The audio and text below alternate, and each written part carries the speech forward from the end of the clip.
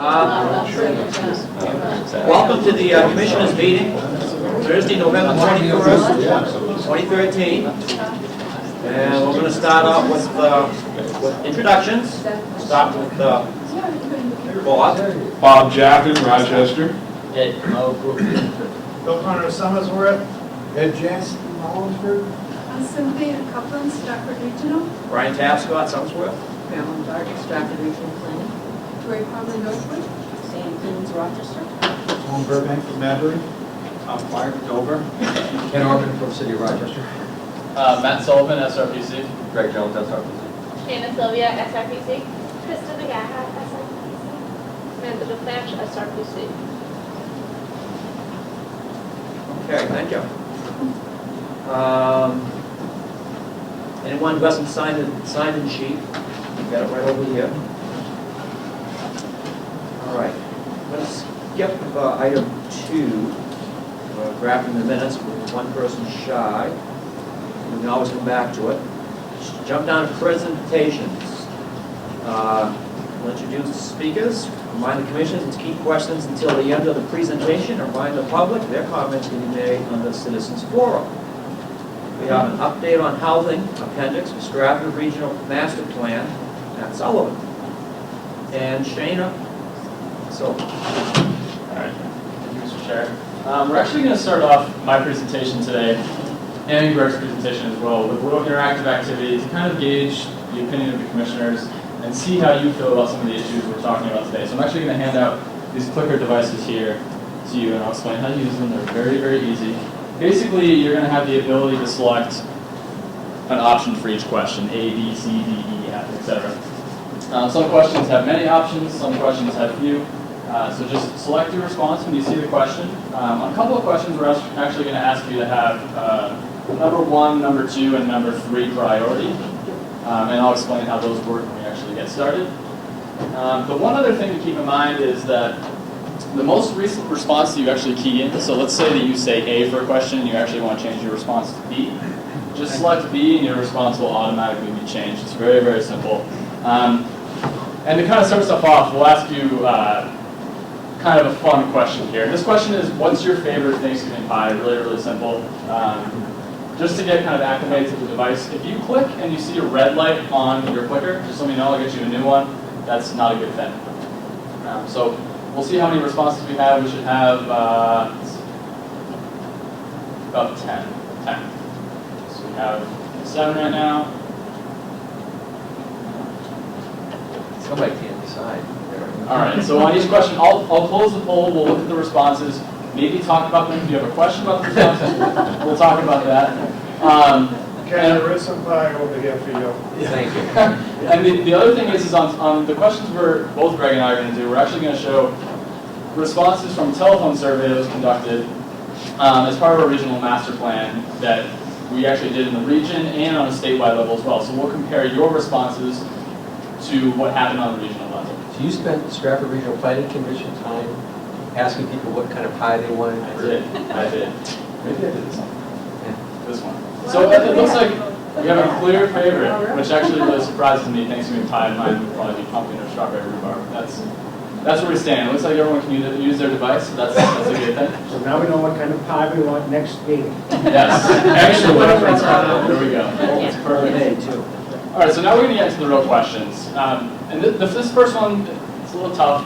How would you classify the neighborhood where you live? Would you say you live in blank, downtown or town center, neighborhood close to town center, developed area away from the town center, or rural location away from other development, other or don't know?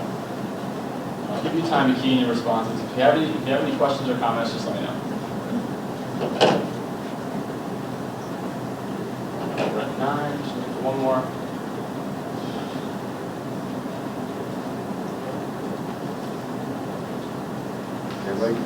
I'm missing somebody.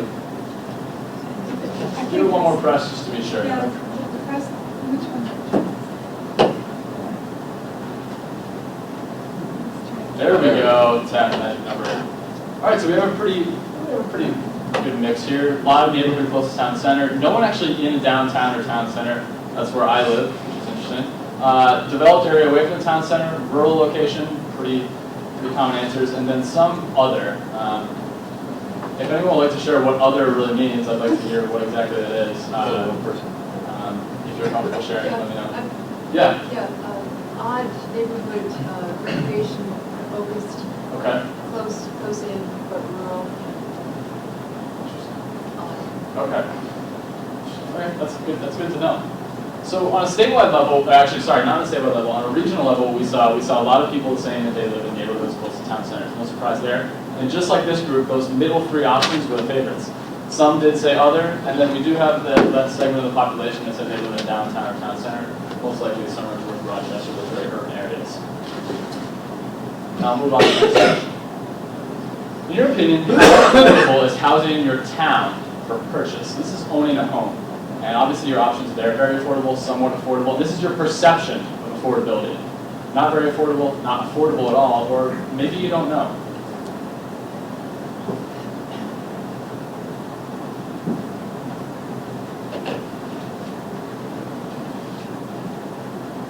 Responses there. More. All right, great. Somewhat affordable. That's a good thing. Very affordable for purchase, and then some saying not very affordable. No one's saying not affordable at all. So let's see what the statewide results said. Pretty similar. Somewhat affordable is a pretty popular choice. Very affordable, not very affordable, and then a lot of people actually said don't know. And I would assume, I'm not sure if this is the case, but these are people who actually are renting and aren't sure what the home ownership market is actually like, which is maybe a possibility there. This next question, we're actually going to move on to rentals. So in your opinion, how affordable is housing in your community to rent? Same options, very affordable, ranging down to not very affordable, and don't know at the end.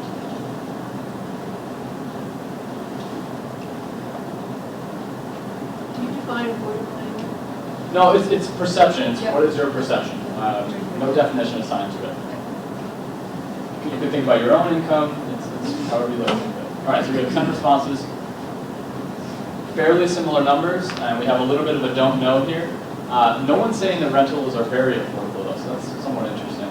And no one's saying, again, that it's not affordable at all. On a statewide level, we saw almost 30% that said they don't know. Possibly owners who aren't really sure what the rental market is like right now. Just like the last question, exactly. A lot of people saying it's somewhat affordable, some saying it's not very affordable, and 4% saying it's not affordable at all. And then that 90% did say it's very affordable. And that is right, that's on a regional level. This is the first question where I'm going to ask you to actually choose 3 options. This is your first choice. You can think of it as your first priority. Then in the next question, I'm going to ask you your second priority and then a third priority after that. So this is really your number 1 choice for what type of residential opportunities you think your town should be encouraging. And I won't read through the options because there are quite a few there. I will say that option I is a little poorly worded, but this is how it was worded in the statewide survey. Housing an area with a mix of residences was really intended to be kind of a mixed-use, commercial, residential type of development. The wording is kind of not very well done. Can you read through? Sure. The first one, A, is single-family detached housing. The second is apartment buildings. The third is accessory apartments, such as in-law apartments. The fourth is townhouses, that would be D. E is clusters of single-family homes. F is attached homes, such as duplexes or triplexes. G is manufactured housing. H, housing for adults over 55. I, housing in areas with a mix of residences or mixed use. And then J is assisted living facilities. So be sure, I includes commercial. It's really, yeah, kind of mixed use development, yeah. 8 responses.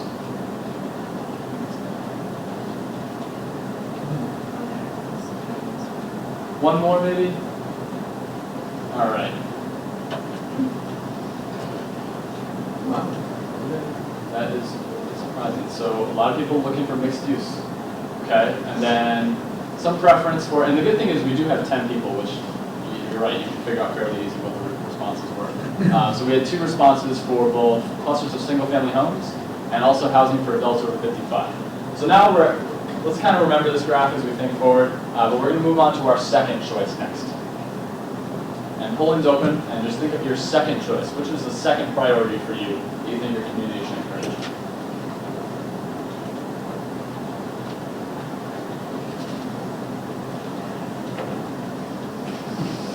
9 responses, one more. Okay, a lot of responses for accessory apartments, such as in-law apartments. More assisted living facilities and housing for adults over 55. Not surprising there, that was a fairly popular response on the regional level. We'll see in a few minutes. Some responses for single-family detached housing and also townhouses, or 1 response for each of those, and assisted living facilities. So next we're going to go to the third choice. 1 more for this question. And you can respond with the same answer if you feel something is extremely important. That's okay. You're missing an important one for one member here. Okay. Houses with immediate access to airports. That would be an interesting one to have in there. I think, In some cities, it might actually matter. yep. And maybe some of the previous questions kind of got to that, where houses are actually located, although airports might not necessarily be near a town center. But yes, Ken would like to have access to his plane, I'm sure. Yeah. All right, so 6 responses, looking for 10. Just 3 more here.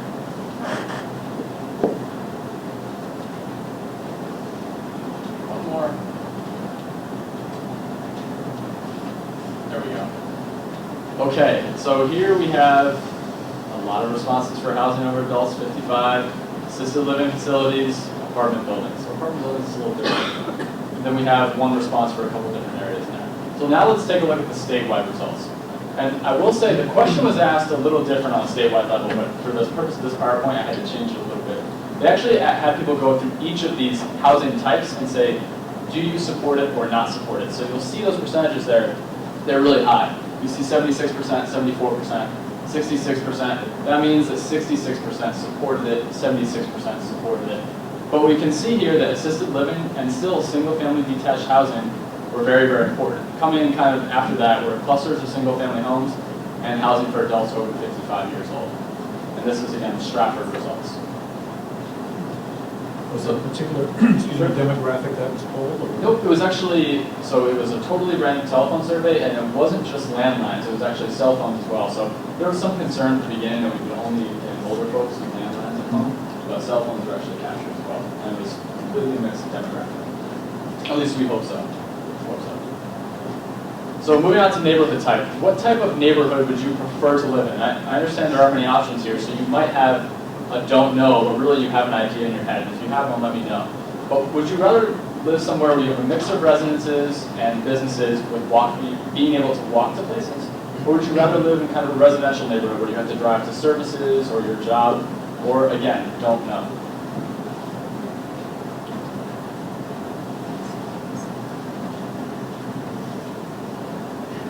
All right, that was quick.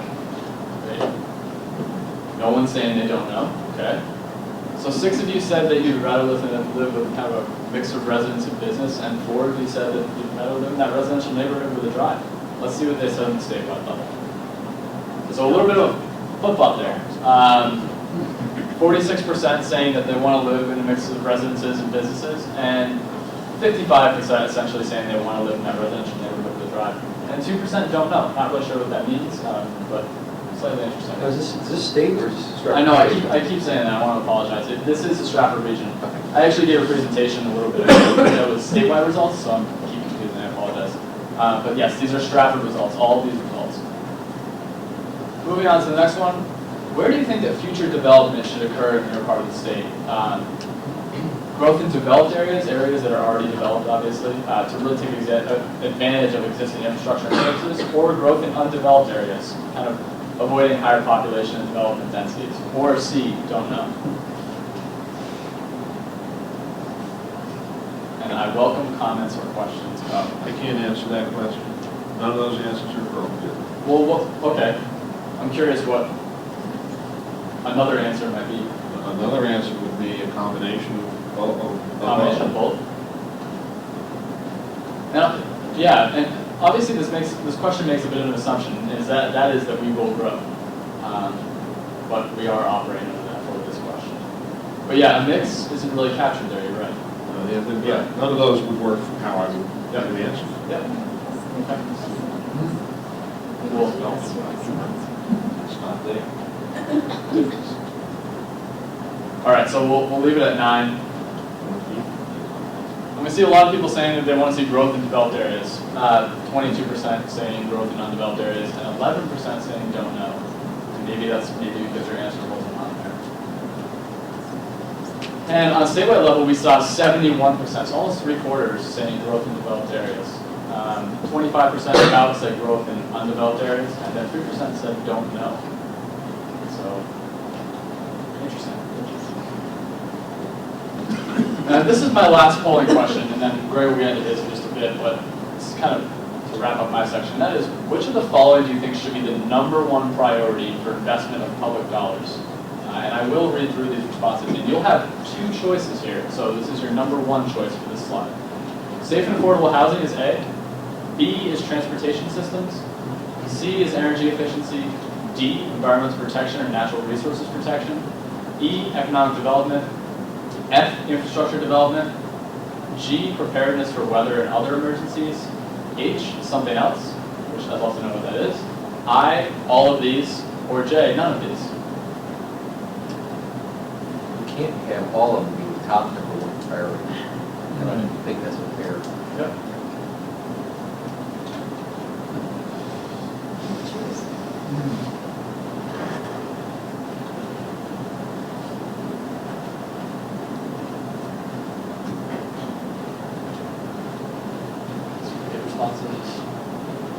So is I a bad answer? No, I don't think it is. And we'll see in a minute that this is another example of a question that was asked a little bit differently on the statewide level. There we go. So that's kind of why I put I in there. No, you're not impressive. This is another question where we actually have people go through and say, for each one, I believe that's the case actually. We'll see in a second. But for this one, I believe people went through and they rated each one how high the priority they believe was for investment of public dollars. But we have our responses in, so let's check it out.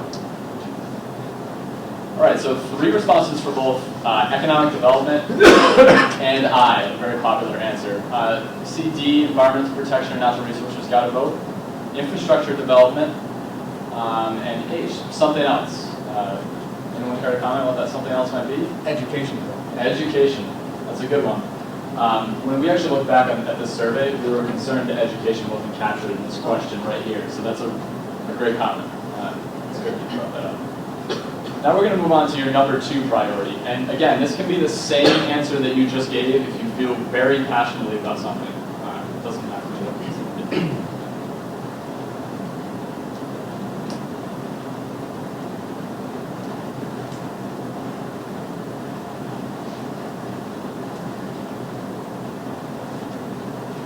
All right, 2 more responses. Okay, one's closed. Really even split there. Amongst transportation systems, energy efficiency, environmental protection, economic development, and then 2 responses for infrastructure, weather preparedness, which is a big one, and all of these. Yeah, so pretty interesting.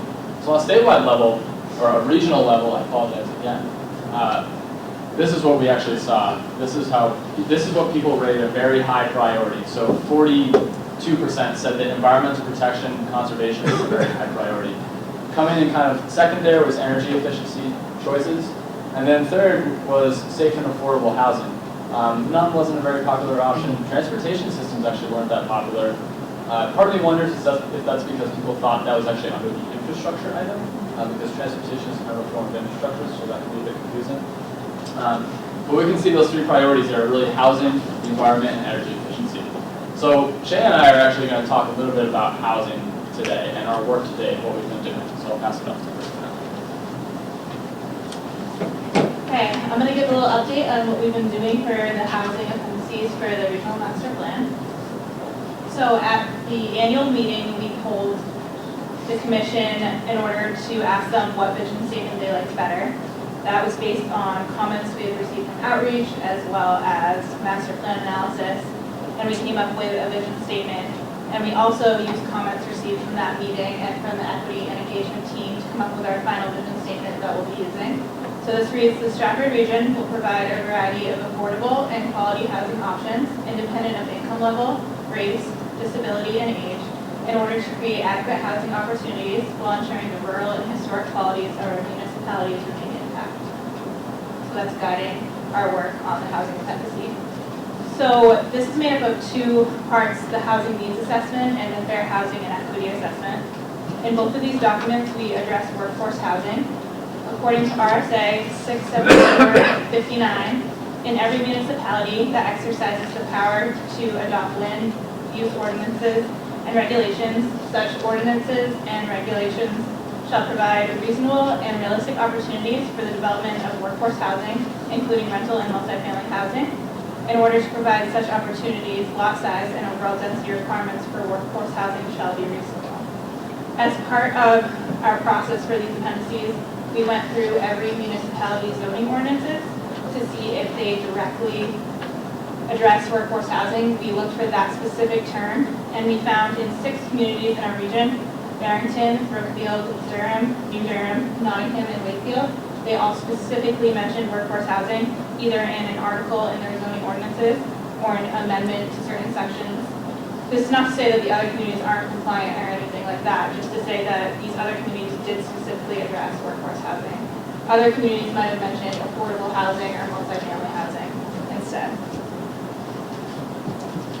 So, like I said, one portion of our housing dependency is the housing needs assessment.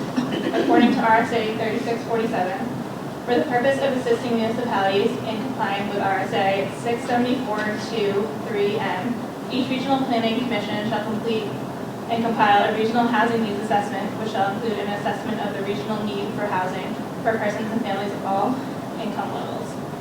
So we are updating this along with our master plan. So the components of a housing needs assessment include statutory context of the HNA, which is the RSA that requires us as an organization to complete this for our municipalities. It also includes the history of housing needs assessment, again, how the RSA sets this up and how our responsibility to do this. We look at growth trends in population and housing data over time, and using this to create projections of future housing needs based on employment and population growth.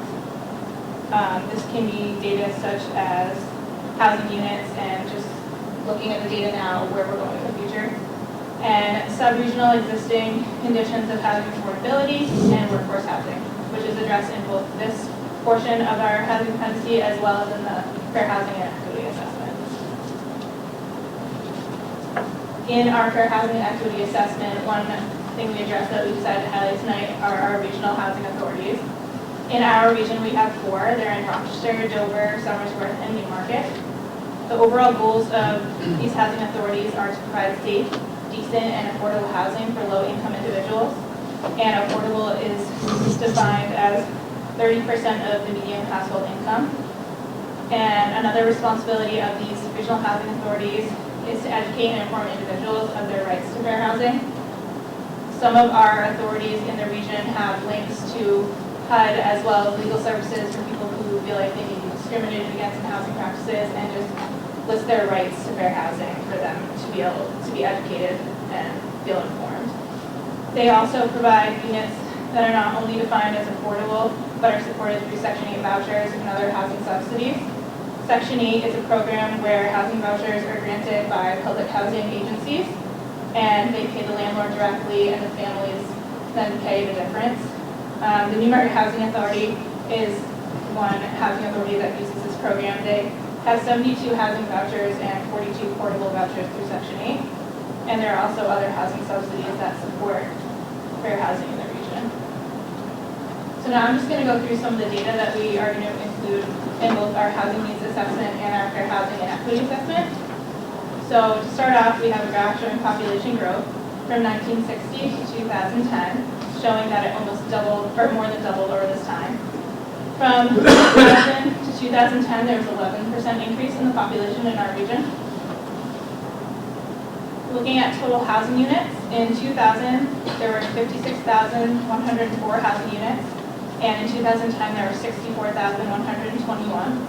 This was a 14% increase, which you can see we did have an increase in population in our region, so this makes sense that there are more total housing units. When looking at distribution of housing units, the majority of housing units in our region are located in our cities, Rochester, Dover, and Somersworth. And then following this, the next highest amount are in Newmarket. Urban and rural housing units. For urban, there are 37,969, sorry, 59% are urban and 41% are rural. Housing units are defined as being in urban or rural locations based on census data, defining urbanized areas or urban cluster areas. These are spread throughout our region. A lot are in our cities, but there are some in more rural areas like Farmington and parts of Madbury. And these urban and rural areas are defined by population and density. Lastly, for the data I'm covering, this shows housing units by type. There's rental, owner, and vacant. So there was an increase for rentals, owners, and vacancy. There was a 5% increase from 2000 to 2010 in rentals, almost triple that for ownership and owned housing units, and vacancy was a 34% increase, which is interesting. I'm going to turn it over to Matt, who's going to go over a little bit more of the data that we're going to include. So just to kind of continue on, this chart actually shows 2000 up in the left-hand corner and 2010 down the right-hand corner. And it's showing household size. The colors are a little bit tough to pick out, but that's not actually the important part here. The important part is that the pie charts look exactly the same. And what that means is that ranging from a 1 to a 7-person household, we have not changed very much between 2000 and 2010. That largest orange piece is 2-person household, if you can't see it. The lighter blue is 3-person household, and that gray is actually, that gray is your 1-person household. And that green category, which kind of comes in third or fourth there, is a 4-person household. Fairly even numbers from 2000 to 2010. This chart shows household size change between 2000 and 2010. Can we go back to the Sure. So you are saying that, so which of the pie sections are the 1-person household? 1-person households are right here, this area right here. 18, they changed from 18 to 19. I'm sorry, when you say gray, I thought you meant they're really tiny little. Yeah, it's a little difficult to see from here. Okay. For that. But they are literally exactly the same, which I was a little bit surprised to see when I first did this data. But I guess not so surprising. Composition size-wise doesn't change too much. Thank you. This is household size change. It's kind of depicted a little differently here.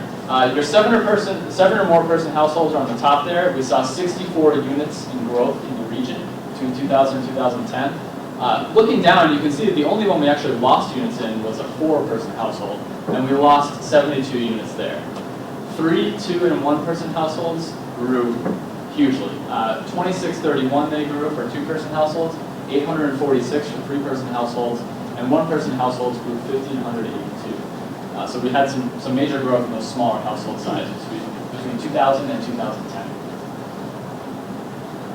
So this actually shows it a little differently, and this is by age, and I won't go too far into this, but you can see that the bottom, so this is owner-occupied units up in this top half, renter-occupied units down this bottom half, and this is broken down by age cohort. So you have 15 to 24, 25 to 34, 35 to 44, 45 to 54, 55 to 64, and then 65 and above, and it shows household size change. So we can see that renter-occupied households, there was a lot of growth in those higher age cohorts, and then it's very similar in the owner-occupied cohorts as well. And similarly, you can see that we have more growth in rental units for the younger population, which isn't surprising because younger folks tend to move into rental units. And we do have some growth or some loss here in the owner area as well. So this is actually a very confusing chart, but it tells kind of an interesting story. This is incredibly important because it talks about our aging population. Exactly. I actually, all the implications that come from that. I was talking to staff about this yesterday, and we were having a big argument because this tells you more about the aging population than it does about actual housing unit change. So it's good just to see that someone knows that. Yeah, it's a lot of data that goes into this chart right here. It's very interesting. This is actually occupancy by race, and what you see here, and there are no percentages because that's not really the meaningful part, but you can see this gray color that takes up most of the chart. That's our white population, and you can see there's a much larger percentage of white folks that own homes than white folks that actually are renting homes, and you can attribute that to many different things, but somewhat interesting. Building permits from 2000 to 2010. These are actually from OEP. We maintain our own building permits in office, but we chose to use OEP figures here. You can see that in 2003, we had about 9,000 building permits on a statewide level. So this top line is a statewide level.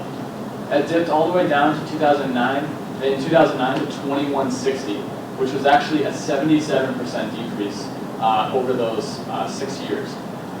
In our region, building permits actually continued to decline out to 2010 in these figures from 1444, but we follow a similar trend. We actually saw a 78% decrease, so right on line with the state, but actually a little worse off, you could say, which isn't surprising because of what we know about the recession and the crash. Okay. That's a question. When you say building permits, you mean? So, very interesting question. Thank you. I'm not surprised that you would ask this. These actually can reflect any type of building. And one thing we found is that when we looked at land loss compared to building permits, we actually lost a lot of land in some of these years where we didn't have many building permits, and we actually attribute that to those being manufacturing building permits and large facilities. So these actually capture more than just residential units. And do these also capture, it's not just new construction, it's also rehab or renovation? This actually is new construction, I Just believe. new construction. But I actually can get an answer to you on that question, but I'm fairly sure that this is actually new construction. This is a very interesting one too that tells us quite a bit about the recession and the crash. This is actually vacancies. 2010 is this green bar you're going to see in each area, and 2000 is the brown. The top one is other vacant. We can see that units grew by about 500, so we have quite a few other vacants right now in our region. Seasonal or recreational use, this one actually went down from 2000 to 2010. What that really tells you is that people aren't owning vacation homes as much and recreational homes as much, which is not surprising with everything went on. Vacant for sale went up almost fourfold, which is not surprising. Rented or sold but not occupied, that went up a fairly small amount between 2000 and 2010. And vacant and for rent went up quite a bit between 2000 and 2010. These are some median purchase price numbers, and these are for ownership, obviously. This goes from 300,000 up here all the way down to 50,000 right here. You can see that these are new homes, this lighter line right here going up. You can see that in 2011, 2012, new home prices actually started to spike, but existing home conditions actually continued to drop down. Make whatever you will of that, but it's a very interesting trend that we see happening. Those two lines really growing apart from each other. And this is obviously 1990 to 2013 here. And this is frequency by price. So this is the number of sales in 2012 by price. And we can see that 180,000 was a very common selling price in the region. 500,000, not surprising, there weren't many homes sold at that price level. But from about 120 to, let's say, 240 are where most of our homes have sold in the region. Gross rental costs, so moving kind of to the rental side here. This chart doesn't tell us too much except that rental costs has actually gone up. There is this kind of pickup here in 2003, 2004. This is when the kind of crash started to happen a little bit. I'm not really sure what this chart really tells us about that. But we do see that gross rental costs is actually leveling out a bit. It actually went down a bit in 2011 as well, but fairly level right now. This is a similar chart to the one I showed just a couple seconds ago. This is actually rent, though, frequency by price, and this was done as part of a residential rent cost survey. So this isn't all units. This is a survey that was sent out that people filled out. You can see the number of respondents over here, ranging from about 0 to our highest level being about 160. You can see a lot of people were renting for about $900 right here, but there is this really interesting spike here around $1,500. Quite a few units in that price range as well. And to finish up my presentation, I'm actually going to take us to something that we've been working on in the office on a whole bunch of projects. I know the commissioner or the policy committee has heard about, TAC committee has heard about, and that's ArcGIS Online. This is really a mapping interface that we're using to bring some of our spatial data, present it online, and make it accessible to the public. And we've actually brought some housing data online, and I'm going to show that to you right now. So I'll just exit this and move to the internet. This is, and unfortunately this is the best scale for me to show everything at, and I'll leave it here. We have some interesting data sets here. The first one is really race, ethnicity, and adults. So each of these dots that are going to show up here actually represent simple adult population. Each dot represents 100 people. So we'll see how the region is populated when I actually select that. So we can see population concentration, it's not surprising, Dover, Rochester, out here in Somersworth, but fairly spread out across the rest of the region. And these dots, I believe, are placed in census block centers. So It doesn't mean that 100 people live in one spot. Obviously, it's kind of placed in the middle of that census block that they live in. But each dot, again, represents 100 people. I'll close this one, move on to the next one. This is actually adults falling below the poverty line, and each dot represents 50 people. And if I expand this a little bit, this actually goes into what race these people are, which is somewhat interesting. The blue dots obviously represent white. Some red dots in there, those are Asian. A green dot you see there, that's black. No yellow, actually maybe a few yellow dots in there, that's Hispanic. You can see what the distribution actually looks like throughout the region. Similarly, low-income individuals or those below poverty are concentrated in the city areas. Close this one. This is children. Each dot represents 100 children. You can see how they are scattered about the region. They follow the same development patterns. It's no surprise there. And just like poor adults, these are poor children. Each dot represents 50. Wait till this loads up here for a second. Children is what age bracket? That is actually an excellent question. Excuse me. That's a great question. I should find that out. I'm not 100% sure about what that age bracket actually is. It might. You would assume 18. Yeah, but I'm not totally sure. This doesn't seem like it's loading. I think I remember I had an issue with this. This one didn't work the other day. So we'll look at elderly here. Each dot represents 50 elderly folks. We have no non-white elderly people in the region according to this. But again, this shows kind of a concentration, so if there is one elderly black person, it might not necessarily be reflected here. It just doesn't mean there's What any. Chinese restaurants in Rochester? They all have Asian workers in them. There just isn't a concentration. Yeah. Or enough of a concentration in a census block. That's the important part. Yeah, there has to be a certain threshold in a census block. And then the last one here is housing vouchers. And each of these dots represents 20 households in that census block that are receiving housing vouchers. And we can see Dover has quite a few, Rochester has quite a few. When you use the term housing voucher, Yes, are we looking at section 8? it is Or- section 8. This is section 8. Yep. Yes. Just one other, I did want to kind of show, not to humor us or anything, but if we turn on a couple of these and we go down to a different area of the Northeast. If we head down here, we can see how the data changes. And this is actually representing Hispanic individuals. If I turn this off, we can see, we're going to see vouchers, quite a few here in the Lawrence area. So we can, the data is very interesting. You can see it's obviously concentrated in the community centers as well. All right. I'm just going to show you a couple of quick neighborhood measures that we're using there based on ACS data, a couple different data sets. The first one is school proficiency index, and I'll actually move up to our region again. This is a really interesting measure. It shows essentially how good are your schools. Red means bad, or it's lower on the index. Farmington, you can see that these are the ranges. They range from 0 to 100. Farmington is lower on the list. Some areas in Dover, some areas in Rollinsford, Somersworth, and then Milton as well is kind of low on the school proficiency index. And this takes into account a whole different number of data sets.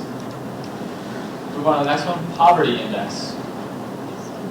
And this is actually based on not just income, it's actually based on people receiving assistance from the government as well. Similar trends though a little bit. Farmington is very, very red. Downtown Dover, downtown Rochester, and this is on the census tract level, which is a fairly large geography. Somersworth, Rollinsford, somewhat, but actually really just Somersworth here. So really no surprises here. That's what elderly? This is poverty index. Poverty index. Okay. Poverty index. So can you overlay that or screen up there with the education? Because I think, there's no question, all kinds of data and direct correlation. Just curious. I don't know if it's going to look very nice though. Can't really overlay it too much. I could split screen it. We could do that on the web. Yeah, we could definitely do that. I can make one of these very transparent essentially so you could actually see it. But right now, I don't really have the ability to do. But I would guess that there's quite a correlation there, some relationship there between school proficiency and poverty. But maybe there might be some exceptions to it. Could you explain what different colors are on them now? Sure, this is just ranges on an index from 0 to 100. And I'll pull the legend here. That the most red color obviously is that 1 to 10, so not very good. And then the middle, the yellow, I guess I should explain this. Rather than yellow being the best, yellow is right in the middle, as you would expect. And then blue, the cool color, is about the best schools. Okay. So let's turn these two off, and I'll show you the This is last like one. on the kneecap proficiency thing? What's that? This is taken from. It's taken from some test scores. I don't remember exactly which test scores they are, but it is a test score. That would be in our topic. Yeah, we actually have access to that data, that documentation kind that tells us exactly the calculations, but it's not, I don't have it right now, but I can get you that answer. The last one I'll show you is labor market engagement. Just want to be better than Good luck. that. Yeah, right, exactly. I'm sure you find your downtown endorsement. Well, for the sake of time, I'll wrap things up here, and I will take questions. Oh, can you go back to the labor, what does labor market engagement mean? Or do you know what that means?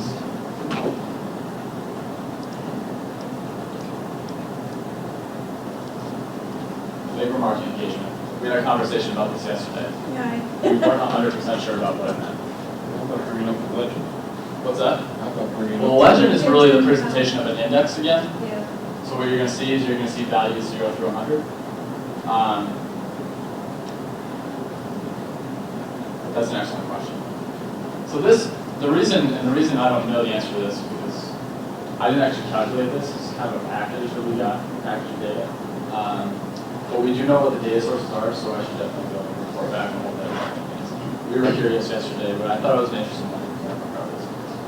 Really, this section of my presentation is about presenting this tool, what it means for the future. This data is going to be readily accessible to a lot of people. And the other thing is, when you're looking at this, you have the ability to go in and click on these things, and it'll tell you more information about what they really are. Which we're taking ourselves from kind of printing out paper maps and moving on to this kind of online presence. So this is really the future, I think, for our organization, and where it's going right along with our housing chapter and our housing context and our master plan. Do you want to talk at all about how you're going to, what your conclusions are going to be like? Conclusions. Are you going to have conclusions, or are you going to have recommendations? Yeah, so one of the things that we're working on right now, we're kind of just in the beginning of development, but one of the things we're going to be talking about is what are the kind of impediments to having the right proportion of workforce housing? What things are out there? Are they zoning regulations? What exactly are those things that are preventing us from getting to that affordable housing stock threshold? We're going to identify those, and that's it. We're not going to make recommendations necessarily about what communities should do. It's not our role, but we will be actually identifying those impediments at the conclusion of this stuff.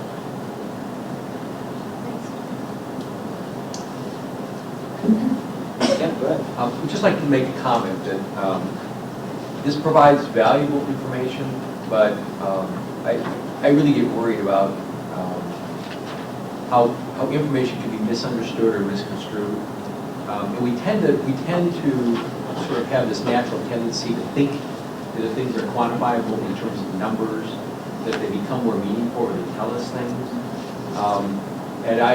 So for example, you're out in the middle of the woods and you happen to have a phone like mine that has the GPS stuff on it. So I can tell where I'm lost. I can know exactly the coordinates, but that doesn't necessarily tell me how I should get unlost. So I'm just thinking, we've got a lot of data here, but I think we need to be really, really careful that there could be lots of reasons why data shows up in a particular way, and that it's almost like a soundbite. You look at it and you make an assumption. We have to be really, really careful not to do it. Yeah, I got a little concerned with your last set of statements. Impediments to workforce housing. I'm of the opinion that we may have areas where we have too much workforce housing.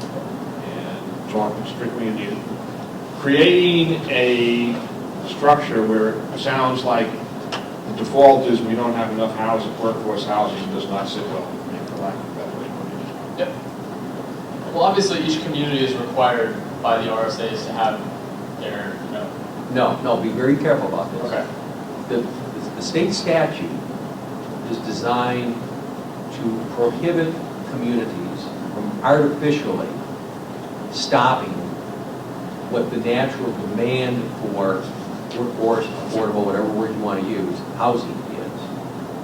It is not designed to make communities have a certain amount. It is designed to stop people from abusing the tools that are available to communities. So when we're talking about legislation and the issue of affordable housing, workforce housing, one of the reasons why the city of Rochester was so supportive of the legislation that's been on books now for a while was that we felt as though there were a lot of developers who were coming to Rochester to develop because they were being not allowed to develop where other demand was in other communities in our region, in our area.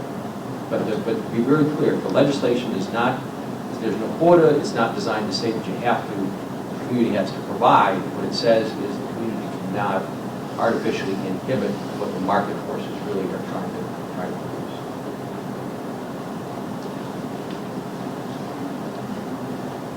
Matt, Yeah. question.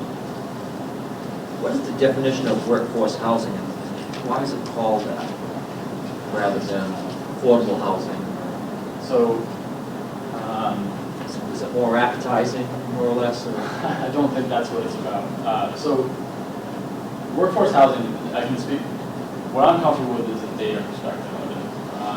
And what I can say about workforce housing is that essentially what you need to do is you need to have housing that is affordable. So Shane mentioned that 30% threshold earlier. Housing is affordable if it's 30% or below of your median household income. Okay. So if we're then calculating whether an ownership property is affordable, we actually take 100% of the area median family income, and then you look at the actual price that's either mortgage or rent, and then you see if that is below that 30% or not. If you're looking at a rental unit, it's a bit different. And that's actually, that 100% is 100% median income for a 4-person household. If we're looking at a rental unit, we actually look at, for a 3-person rental household, 60% of the median household income. We look at that number, that's where we start, and then we look at the rent, and we see if that is at or below 30%. It's a very complex definition of what that actually means. That is essentially how we calculate that. And are those set up only by municipality or town, or can they go by a region as well? Can you? So So in other words, from town to town, Right. for our particular town, workforce housing is a real impediment because, 2-acre zoning and it's very difficult for us to really try to accommodate that. Whereas other towns have already been able to do that through housing authorities, other areas like that accommodate that much better. I think Ken could help with this. In remembering there was the court case that happened where up in Lakes, they used the region, the median for the region, and they took it to court and they argued that it should be the labor market. And there was that case in regards to that. Yeah, it is a regional issue. I mean, it's, Both of the those are political regional boundaries, but measures. people move around with its password and the court case, and I may remember what the name was, but really what it talked about, whether or not a community could artificially inhibit the market, referred to the fact that no community is an island, that it is connected with other communities. So the median income issues are clearly driven by a regional perspective, not. In the RSA, in the RSA, it specifically states that we are to use the area median family income numbers that are supplied to us. So that's just what the RSA says, so that's how I would define it. Is that necessarily the best indication of where communities there is? I can't really say, but that is what we're required to use in the RSA to calculate that number. And the regions are based on planning commissions like this, or are they based on counties? More census. So the area median family income is actually, they're different. We have of our region, we have 18 communities. A couple of those communities are actually in the western Rockingham area. A couple of those communities are in the Portsmouth, Rochester area, and a couple are in the Carroll area. We have so many geographic boundaries in this state. This is just a new ones added to the mix. So they're actually a little different than anything else we work with. It's tough to keep track of. And then Victoria. Go ahead. Well, I've never been known as a really politically correct person because of my Illinois background and seeing the scoundrels and Illinois back in my youth. And so I'm concerned with this day, coming from a very small town, and Rolford is not unique, but what we as selectmen, or at least one or two of the selectmen, would say, we want to know about that part of the characteristic of housing. We're creating housing for slumlords who are absentee slumlords and so forth. And so most of our problems in the community, the ones that are growing, is associated with absentee people who are buying all of our closed property at a fraction of the price. And then they do some superficial repairing and say, this is good work housing. And then the people, a person who's really working is not going to live in that housing very long. And we have real problems also then that the government agencies, we don't have much Section 2 housing because there's not enough big buildings for actually landlords to get into. But there are some of our major problems associated with Section 2 because the landlord does the minimal to get by with it, and the state is not, from our local perspective, writing herd enough on those absentee landlords, and they know every trick in the book how to get around it. And so in small towns, that's a serious problem. And then that begins to create its own, I can drive down a certain street in town and say, almost tell you which ones who are absentee or not and so forth. And then you start looking at a couple of years later, this creeps down a couple more houses in each direction and so forth. And then you start, and then of course they visit the public assistance because they're not paying their rent. They're several $1,000s in debt to public service, and I don't know why public service ever lets that happen. But there's a whole host of problems associated with a small neighborhood, and it all starts with absentee landlords. The local landlords tend to deal with that problem, know how to deal with it, and these out-of-town people don't. And so you say it's landlord housing, well, it's more than that. It's slumlords who don't really, they don't improve their property to make it worker favorable. And so what we have is, that's our major problem, how to deal with that. And everybody says it's bad, it's just workforce housing. That's too big a general term. And if you really want to deal with the blight and the spring blight and so forth, you've got to get more micro, at least in my town, to address that. Thanks, Seth. Thanks. Right, if I can comment really quick on that. Again, we're not really specifically addressing issues like that, although it's an important one. We're just really looking at this from a regional perspective and looking at the data and what it tells us. So there are lots of important issues out there that need to be approached on that micro level, but we're taking this kind of macro approach, regional, just looking at data, what it tells us, and that's really it. So. That relates to my question. One of the mandates of regional planning commissions is to do this. Yep. And where did that come from? What was the purpose of doing it? Yeah, I don't want to defer to her, but she might know better than I why regional housing commissions are charged with this. To help the communities do their fair housing, fair share of housing. Just like writing a regional master plan, I think it was really just, we put this plan together to be a resource for communities if they choose to use it in the future when they actually look at this on their micro level. Yeah. But theoretically, even though you don't want to get too specific, it's an important piece of information to provide to the towns. Yeah, and just like the rest of our regional master plan, it's really going to be, it's going to be a lot of data. It's going to be quite a bit of it. That's most of what our presentation was, but that's really what we want to stress here, and not so much of those. touch on impediments, but we're not going to go past there. Are you going to analyze the data as opposed to like? The regional housing needs assessment does that, and we're going to be talking with a consultant to do that, who's done it in the past. So I won't name who it is because we haven't finalized. Because you don't want to come up with specific recommendations and judgments, but just like Ken said, you don't want to be so superficial that you're not saying anything and you can be confusing. Yeah, that's good.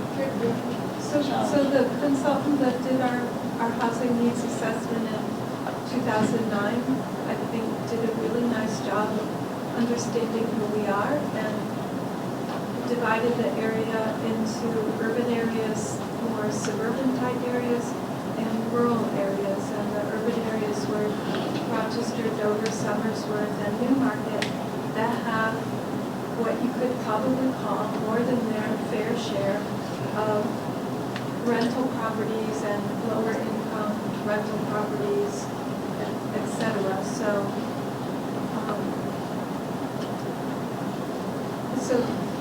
you'll get a description of that. We have our regional housing needs assessment, which is good for 5 years. We're still in the 4th or 5th year of that housing needs assessment.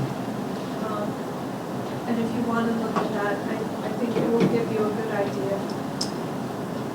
And it fits this quite well. It tries to understand who we are and what type of housing we have, and where the businesses are, and what the population is, and what the attractors and detractors are. But something like this about, it didn't consider the recession. So if we have issues with foreclosures and absentee landlords in communities, then that's a new factor that we should be considering.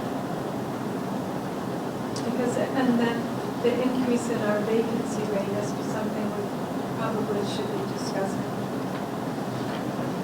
There's one other comment. I mean, this plan, the work that the Regional Planning Commission has done, is doing, is information that's available to communities. It doesn't tell communities what they have to do or anything of that sort, but it's information that's available. Presumably, at least in my mind, if folks who are in leadership roles in communities are trying to determine what is the best thing to do for their community to help them grow and thrive and be healthy and all the rest, they're going to want data and information. Whether they utilize sort of the analysis of that data through this organization or hire a consultant, it's information that they now will have available to help make better, presumably to help make better decisions. But it's not forced down their throat. We can't, as a Regional Planning Commission, tell a community because there have to be some sort of dots or something that they need to do something. Anything else? Okay. Thanks, Matt. Thanks, Shana. Okay, next up, we have an update on environment, energy, appendix, the Stratford Regional Master Plan. We have Greg Jones, Regional Planner, and Krista McGaha. Didn't butcher that, did I? Krista, okay. All right. Fun stuff. It's good to be cities.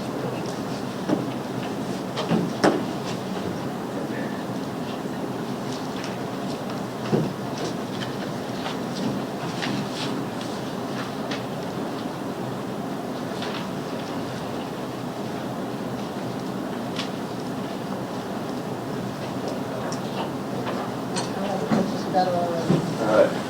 Well, this is my favorite fishing place. It's Valley Reservoir in that right off of Route 9. So for this presentation, similar to, well, exactly similar to that presentation, we're going to have to go through some polling questions. There'll be a couple where we're going to have 3 choices that we're going to ask you, and there's 2 of them that are just a single answer. So we'll go through the polling questions. We're going to have to do another poll for the vision statement at the May 5th commission meeting. All right. Well, at the last commission meeting, we had a tie vote for the vision statement, so we're going to have to do a new vote. We didn't add any new ones. We figured that we could bring the last 2 that we brought and hopefully we'll have a better result this time. Yes, correct. We'll go through the headaches outline. We'll go through our project timeline, some local planning efforts, just a few examples of some initiatives that our communities are undertaking to help to protect the environment. Chris is going to go through some data collection and maps that she's put together for us. Sam's actually been helping with this appendix as well. I've got a list of some interesting facts for our region as far as the environment goes, and then just ask for any questions and feedback. All right, so this slide actually came out of Matt's presentation. This is the public investment priorities combined number 1 and 2 slide, which is telling us that environmental protection and conservation in our region is the number 1 priority as far as the polling question went to the public. So I just wanted to show that. I thought that this was pretty important for my appendix. So. All right, so I'm going to ask you to pull up your voting counters. So, which of the following would you place the highest priority for your community over the next 10 years? So this is the number 1 choice. So, in case you can't read it, A is protecting quality of water for recreation. B is protecting drinking water supplies. C, protecting aquatic and marine habitats. D, protecting access for recreational land and scenic views. E, protecting forests and timber production. F, preserving farms and agricultural land. G, protecting air quality. And then managing shoreland and waterfront for development. This is the first one, it'll be 3. He gets about 3 times out of the same. 5.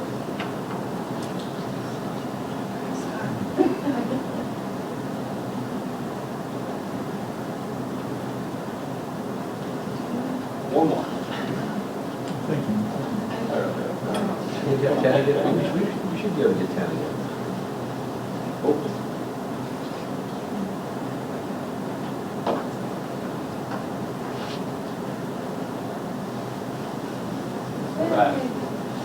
All right, so B, protecting drinking water supplies. We got F, G, and H are the other 3. So that's great. So we'll go in, we'll do our second choice now.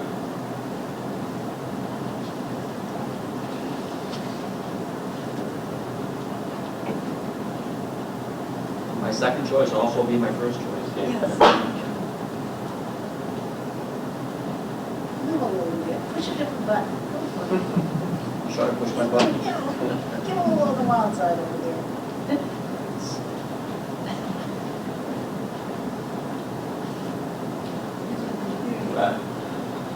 All right, B again. We like our water here. All right, so let's do our third choice.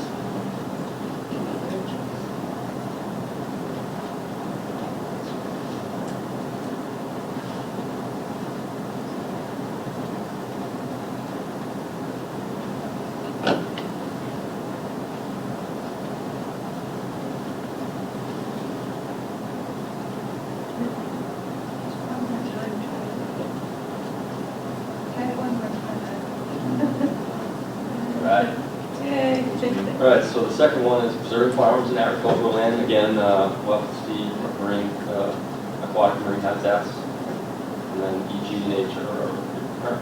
So if we go to the next slide, this is the regional results for the same question. They correlate nicely with the results that just came out of this group here. Protecting drinking water, water supplies is number 1. Protecting air quality is number 2. And then protecting aquatic and marine habitats is the third choice for the region. So that correlates nicely with this group. All right. So this is another one where we're going to ask you the three choices. So which of the following things should be actively encouraged in your community? Promoting tourism, protecting historic buildings and neighborhoods, attracting more stores and shops, attracting more non-polluting light industry. That's non-polluting light industry, not polluting light industry. So, expanding or promoting current businesses, promoting local agriculture, sponsoring special cultural and recreational events, increasing access to ponds, lakes, and rivers, increasing access to forests and trails, or promoting safe places to walk or bike.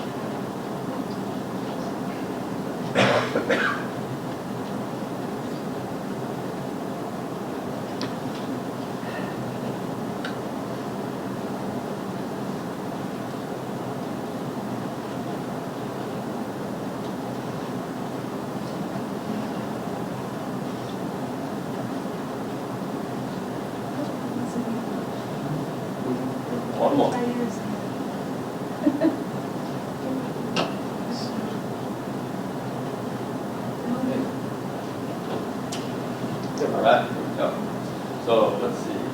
attracting more non-polluting light industry. And then, let's see, attracting more stores and shops, expanding and promoting current businesses, and promoting local agriculture are next three, and then it's like promoting historic buildings and neighborhoods.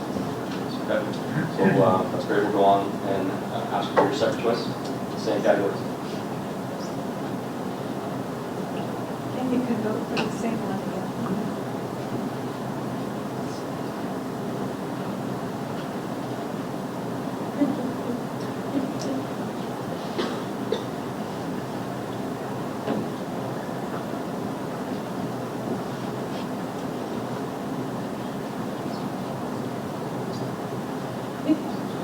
All right.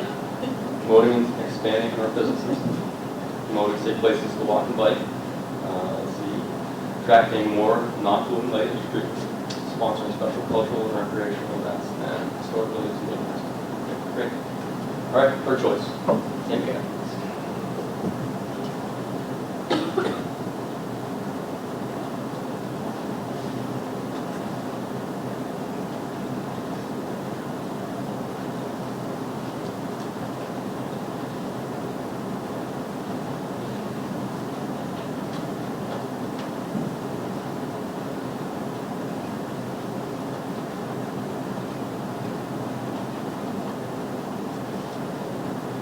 All right, so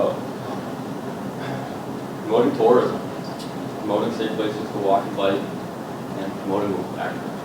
Okay. All right, move on. These are our regional results. So I think they correlate nicely. Promoting local agriculture was the number one priority for the region. Protecting historic buildings and neighborhoods was the second, and promoting safe places to walk and bike is the third. But as you can see, all of those except for others are very important region-wide. So I think this correlates nicely. This is Stratford County? Yes. It is interesting that the promoting tourism is one of the lower ones. And it just sort of recognizes where we're at. All right. Let's see. So this is one where we only need one choice from you. So how involved should local government be in establishing guidelines and policies regarding energy facilities? So very involved, somewhat involved, not very involved, not at all, or you don't know. It's an energy facility. Yeah, I was gonna ask that. Oh, there's a whole lot of energy facilities. It could be alternative energies. Is it coming from someplace else? I'm sorry, what's that? Energy coming from someplace else with this or facility right in? I would say both. Would this refer to individual wind energy facilities that might be on their own property, or is this more of a? More of a network. The question for the telephone survey was actually, so we're going to be transparent here. The question for the telephone survey was, a lot of you're starting to see wind farms pop up in a lot of different communities, how involved do you think local governments should be in establishing guidelines and policies regarding energy facilities? So wind farms were specifically referenced in the telephone survey. So when you see the results in a minute, that was the question of that. One other item too, is more and more about energy, about these, you see some of these outside pellet stoves on the outside of homes. Oh, What the height of the chimney is, should be, and stuff like that. So that's another item too. Apparently also. So we got 9. One more. All right. So let's see what this group thinks. So very involved, somewhat involved, and not very involved is the piece. So looks like 90% of this group thinks that we should be at least somewhat involved.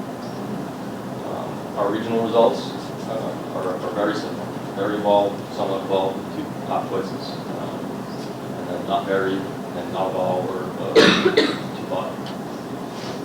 So our next question is, how concerned are you about your community's level of preparedness for severe storm and weather events? I can answer, Jeff. So very, somewhat, not very, not at all, don't know.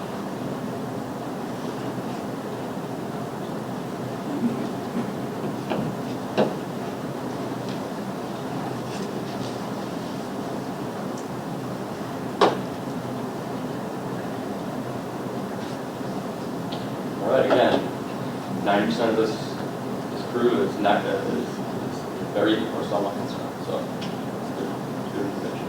Thank you. Regional results. So, the polling question for the region, somewhat concerned, not very concerned with a few top choices. So they're a little bit different from this group, but somewhat concerned is the majority of the group of the region. So it's good. All right. Next question. Which of the following weather-related events are you most concerned about in your community?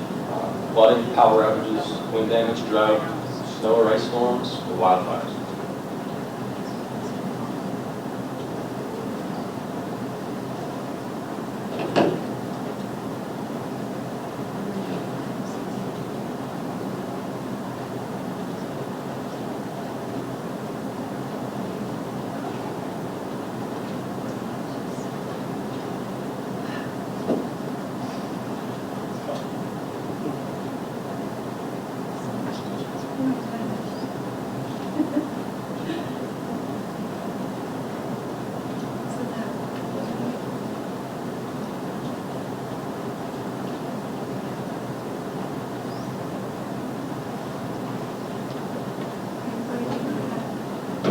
All right.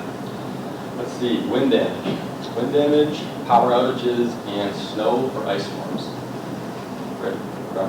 Well, let's see what the regional results were. So regionally, snow and ice storms were number 1, power outages number 2, and wind damage number 3. All three are very related. So A lot of times, snow and ice damage will lead to power outages. Yeah, exactly. Yeah, it's a little funny question, but that's what we asked, and that's how it came out. So I don't know if people remember the 1947 fires. I know you do. We talked about that. all right. So, vision statement. As you all know, we had a 50-50 tie. So, I'm going to flip to the next slide real quick because you can see them a little bit easier, and then we can actually do our poll. So, vision statement number 1. Do you need me to read them, or would you rather just read them yourself? Read them off. Okay.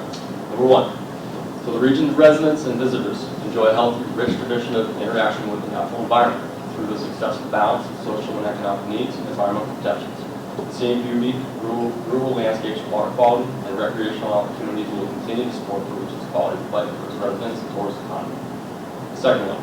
The connection between our need for social and economic balance and our desire to promote environmental protection is recognized by the region's communities. The scenic vistas, wildlife, water quality, rural landscapes, and opportunities for recreation and interaction with nature will continue to support the region's quality of life and tourist economy as we move into the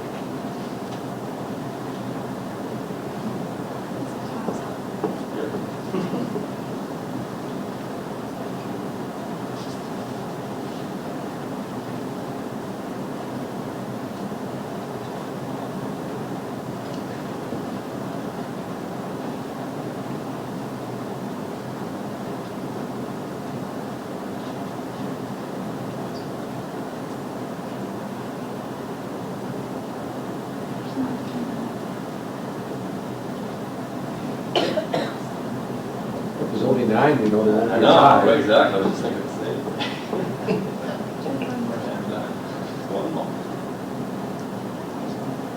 Everybody try it one more time. Thank you. There we go. Yay! Do you want to know? Not really, but let's see what. All right. Yeah. Number 2. No time. All right, so that is your environment and energy appendix vision statement, number 2. Thank you very much. All right, we'll go on to the next. So this is our appendix outline. I've worked through this outline with the Environment and Energy Advisory Team, and we've decided that we want to make a resource document that is going to house all of our regional data. And first part is our introduction. Obviously, we're going to go through our purpose and our vision statement. We'll go through our executive summary, and then we'll start to build on some of the relationships that we have with other chapters, such as water infrastructure. We'll go into our existing resources and programs. We wanted to build a warehouse for our communities so that they can have a resource document to go and flip through and find all the different programs that are out there, federal, state, local, regional, all the cultural organizations that exist, federal, New Hampshire, and prescribed at regional levels. We're going to go into our regional and state environmental trends and existing conditions section, which is going to be comprised of agricultural information resources, local organizations in our region, forestry management information resources and local organizations, air quality resources and information, energy resources and information, our outdoor recreation and cultural information for the region, water resource protection in our region, and land management and biodiversity. That's how the group decided they wanted to break up all the different environmental information. So if anybody has any comments on that, start to let me know. And we're going to go into our summary of findings and conclusions, which is going to summarize the community engagement efforts that we've had through this process, and we'll explain and summarize the results that we've taken. We'll go through some of the major observations that the project planning group has come up with through the process, and then we'll go through some strategic goals, or we'll talk about some potential actions, maybe some regional success stories that are out there, and some potential funding sources for communities. In addition, we'll have a whole list of data metrics in there in the form of maps, tables, GIS layers, and data analysis that's associated with this. All right. If anybody has any questions about the outline, I'll move on. So let's start project timeline. Obviously, we started the project February 2012. We started our outreach in September of 2012. We've got our draft plan due June of 2014, and then the project is to be completed by December of 2014. Right now, we've got our draft outline, which was completed in September 2013. We formed our technical subcommittee for the environment and energy appendix, which was finally completed in October 2013. We actually just added a new member last week. We started our chapter right, which began this past November. So November 1st is when we really got into it. Sam and Chris have been really helpful with this chapter right. And then obviously, like I said, we're going to have our draft plan for our first review due in June. Can you clarify, sometimes you talk about chapters, sometimes you talk about appendix. It's not a chapter, it is an appendix, technical appendix. Okay, so when it says chapter writing, is that something different? That is something that should not be there. That should say appendix. Okay. I apologize for that. It's confusing. We've been back and forth for the last few months trying to, whether it's an appendix, is it a chapter? It's an appendix. Thank you. All right, so some of the local planning efforts, this is to say that all of our communities are doing great things to protect the environment. I just pulled out a few that I found to be interesting. Town of Wakefield has a program to promote agriculture, rural character, working landscapes. They adopted farming and prime soils overlay district, which promotes continuation of agriculture, protects historically significant farmlands, prime agricultural soils, which then preserves Wakefield's rural character, working landscapes through that program. The city of Dover, they have a small wind energy system ordinance in accordance with New Hampshire RSA 674-62-66, which accommodates small wind energy systems. So it was adopted February 22nd, 2012. Protects public health, safety, and welfare as it relates to these types of wind energy systems, provides a permitting process for these energy systems, and then ensures compliance with the regulations that the city has approved. The town of Newmarket provides guidance and sets priorities for recreation through their Newmarket Recreation Master Plan, which provides demographic information, which is used as a base for projecting future recreation needs, provides an inventory of the existing recreation facilities in the town, helps to determine the recreational expectations of Newmarket's residents, and incorporates local citizen concerns into the planning process. Guides the recreation program in maintaining, upgrading, replacing, and expanding the town's recreational facilities, provides the Recreation Master Plan Advisory Committee, and the park and staff with recommendations to sustain and improve effectiveness and efficiency of the facilities, and develops a visual representation of the town as an existing proposed recreation initiative. I felt that was a... Sandy? Yeah, I always get confused by what gets included and what doesn't, and what it requires. So does Durham/UNH get credit for having their waste energy facility? Yep. Like I said, just because I don't have some of these programs that are in our towns up here doesn't mean... That. Yeah. But So, that would be a credible... absolutely, yeah. It will be Okay. in the events. Okay. It's a gonna look something like this? I like the region. We can certainly make it look like that if the picture builds it. Well, I think what's really important, we're going to do an e-document, and so under City of Dover, it's in blue, and that's a link, right? What? Matt, on town of Wakefield, not because it's Wakefield, in a more general sense, is there any data yet that connects the whole concept of prime soils overlays and aquifer protection? Yep, we have a number of layers. We have That relates layers, So, agricultural layers. like an index perhaps of relating those two things to each other.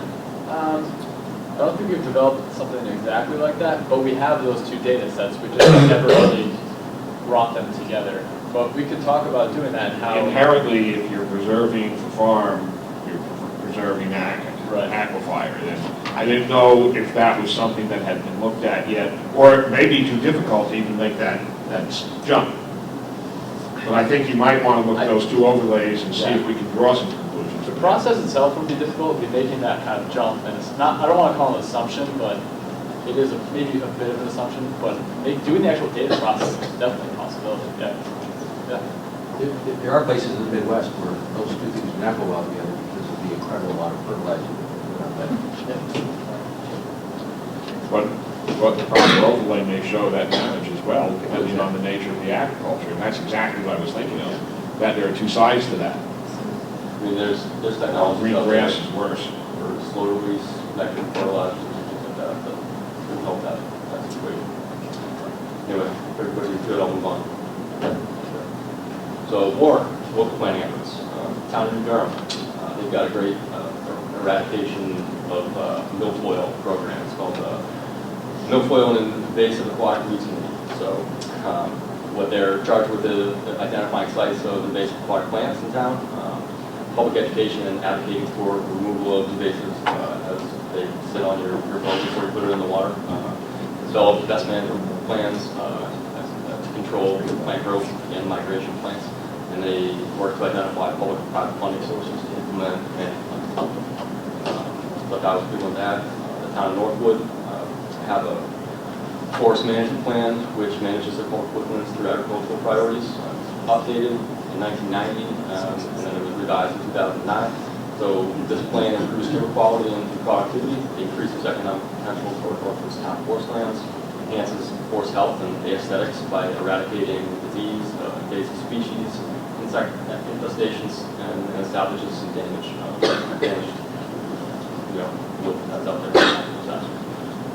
Improves accessibility to the town's forest lands for recreational purposes, enhances and protects wildlife habitat, and identifies, improves, and addresses maintenance of low-impact recreational opportunities and promotion of investment practices. And then the town of Barrington, they've got a groundwater protection district overlay, which was adopted in 2005, I believe, was amended in March 8, 2012. So this ordinance helps to protect the public health and general welfare of the citizens of Barrington, prevents development and land use practices that would contaminate or reduce recharge of groundwater supplies, provides for future growth and development in accordance with Barrington's master plan, and encourages uses that can be safely located in aquifer areas and regulates uses to reduce investment in practices. All right, so we got a few maps, some data. I'm going to hand Krista and give you a little synopsis. Okay, so here we're looking at some data and maps for the environment chapter. As you can see here, this is a map of coastal and inland watersheds in the region.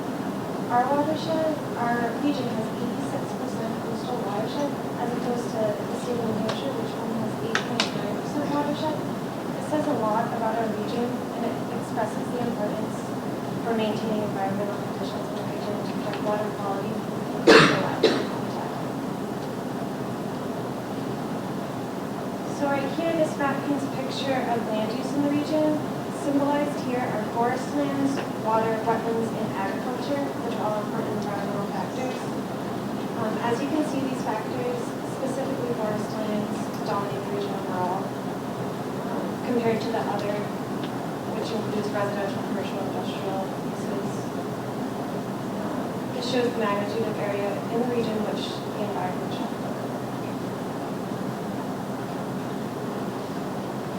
So here we have water access points. There are 70 public water access points in the region. This is from New Hampshire Drainage. This is important because of the potential for spreading invasive plant species and also pollution from recreational boating in these water bodies. So monitoring these access points is important to protect water quality. Access points, they're relatively spread out, but there seems to be some concentration on water bodies in the area.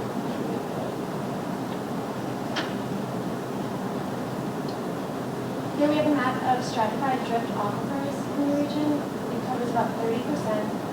And the preservation of these aquifers is important to avoid the pollution of public water resources. And 12 towns in the region, as Greg addressed earlier, they address aquifer protection from those requirements. Is there any correlation between 12 and the area that's shown in green where the aquifers actually are? That's a great That's a question. great question. We can, It wouldn't make a whole lot of sense for. Sound like a planner for Pete's sake. it would make sense that, for example, one of the towns which just That's doesn't have something we should aquifer in it definitely wouldn't cover. Right, right, that's what I was wondering. But majority of towns in the region do. Okay, and lastly, we have a map of the conservation lands in the region. Overall, for the state of New Hampshire, they have 30% of the land conserved. This is due to the north region with the White Mountains. We have 13% in our region conserved. And this is important for conserving the land to protect the natural resources and wildlife habitat in the region. Do you do this on a town basis, the percentage? Do you have the percentages? Yeah, we can do that. We'll have that. Yeah, maybe we should do that. I think that's right. Bill? You have a map of wells that have been contaminated, and potentially infiltrating into local aquifers. Do you have any identification of We do that. waters, everything like that? We do, I didn't show it here because I was only doing kind of a sneak peek of what's like. One thing we won't have is private wells. We're trying to protect the water. We'd like to know where the water has not been protected. Yeah, I know there's several communities that have wells that they had to button up because industrial pollution. Could I ask a question about your definition of conservation land? What threshold has to be met before the land is considered conservation land? Right here, this data is just for New Hampshire granted. So, I think that it may make some sense in terms of how things get labeled. In the city of Rochester, for example, there are a number of places where we have what are called conservation subdivisions. So you have a cluster of housing, the rest of the land can't be developed, but there's not a conservation easement on it per se, like you might find if the city purchases a big piece of property. So, and my suspicion is, at least in Rochester, that would add a lot if that were included, but that might not meet the threshold of how Granite defines that. So that might be helpful in terms of delineating what the threshold is, so people can see the information. So what we do is, Granite has some metadata, and we look at that, and we go out and solicit from all the communities what the new conserved lands is, and then it goes over to Granite, and it has to meet their metadata requirements. Right. So it has to cover what has permanent easement on the property. But I do believe in another view that some of the UNH lands are assumed, like in Medbury, the Kingman Farm. I think that is shown, and that doesn't have an easement. So that's one that I know for our region specifically is different. So again, my only issue is that whatever the slide is showing, that it's as clear as possible what threshold has to be passed in order for it to show up. Yeah. Yeah. So I know in Nottingham, the subdivisions have a permanent easement, and they are recorded at the Rockingham, so they would show up. So kind of in Dover, we have open space subdivisions, and the open space is dedicated as open space for recreation and cannot be developed. But if there is not a specific easement on it, it's not show up. Yeah, that's my concern. Yeah. Did you want to say something? I know you guys are, Yeah, Matt's got a little more information on the GIS. Yeah, a couple things. Right, so specifically the Dover example, we've actually, I can think of an example in the last year where we actually were working with Newmarket, and they had several of those parcels in conservation subdivisions that were not under, they weren't conserved land specifically. When they asked for us to deliver conservation maps to them, they wanted us to include those in there. With that said, Granite does not include it. Granite does, however, include conservation land that isn't necessarily under permanent easement. They do have non-permanent elements to their data as well. And that's available kind of on the back end of all of this. But, right, you're still going to miss out on some of those conservation subdivision areas. Yeah. This data is actually really good, though, in general. It's amazing how good it really is. And, yeah. Does the statewide number include national and state parks and other lands? Yeah, that's why it's so large. Yeah, we're not actually doing that bad at 30%, or at 13%, yeah. So I'm going to hand it back to Greg.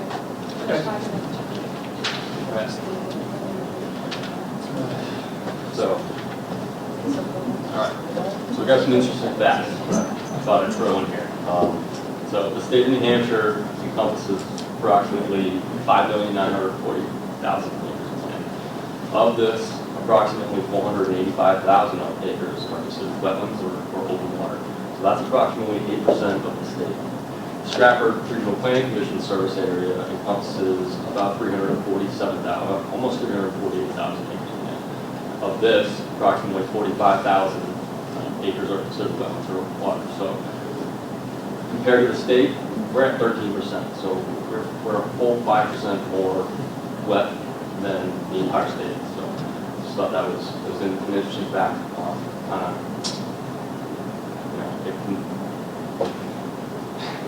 It means a lot to me, that we're such a wet region. So there's going to be a lot in there for wetlands, water bodies, protection. So the second bullet down is according to the USGS Geological Survey and their National Land Cover Database, and then the U.S. Census Bureau data.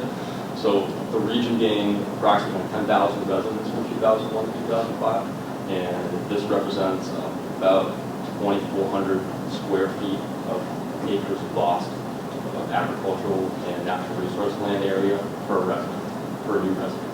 So, I mean, we're losing agricultural land by adding residents every year. So, third bullet down, according to the USGS National Land Cover Database and SRPC land use data set, the region lost approximately 572 acres of land in development from 2001 to 2006, and approximately 627 acres of land from 2005 to 2010. So that's during the recession.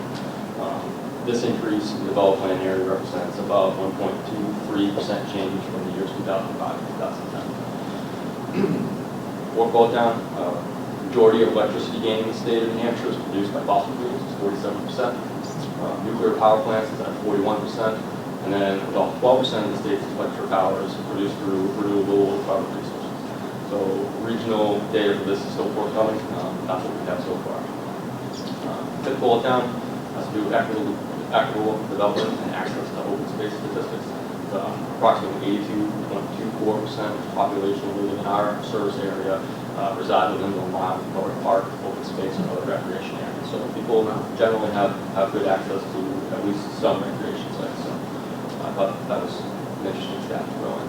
And then the last one down, I'm not going to go through all of them, but the number and river reaches in one lake, actually, and associated floodplain and riparian areas in our region that are known to support several species of conservation concern, and actually one globally rare species, which is a species of shellfish called the floater mussel. And that's from the Land Conservation Plan of the Hampshire Coastal Watershed. So, Coachita River, Wild Shiner, got an isolated population. Exeter River has the brook floater mussel in it.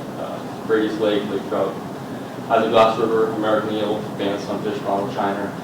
Jones Brook has some Boris Shiner as well, the Legal Brook, Eastern Brook Trout, Lamprey River, American Eel, Band, Sunfish, Shiner, Fuller Mussel again, and Redfin Pickerel and Swamp Garter. The Little River has American Eel, Band, Sunfish, Redfin Pickerel, North River, American Eel, again, Band, Sunfish, Shiner. And then Oyster River and Chelsea Brook has the only known lamprey rearing habitat that we have in our region, the American Brook lamprey. So figured I'd throw those in there. It's pretty interesting. And then this is the one that is bothering me the most. Our moose population is in trouble. According to New Hampshire Fish and Game, we had a steady decline in the state's moose population. It's down from 7,696, I believe, to 4,500 currently. The reason why this is happening is because we've got a serious problem with winter tick.